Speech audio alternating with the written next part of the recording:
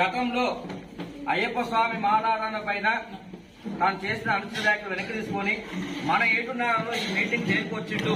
ఈ మీటింగ్ లో ఇక్కడి వెళ్ళిపోవాలి. మీటింగ్ కూడా ఏమంటారు స్వామి? ఇక్కడ ఎవరెవరు బాధపడరో వాళ్ళందరికీ క్షమాపణలు. ఒక వాక్యం, గతంలో నేను మాట్లాడిన మాటలను కూడా వెనక్కి తీసుకుంటున్నాను. రెండో వాక్యం.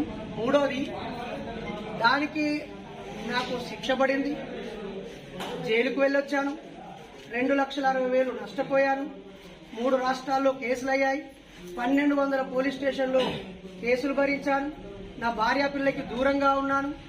ఆ తర్వాత బయటకు వచ్చాక 50 ఛానళ్లలో కూడా నా వల్ల బాధపడ్డ వాళ్ళందరూ నన్ను క్షమించారు.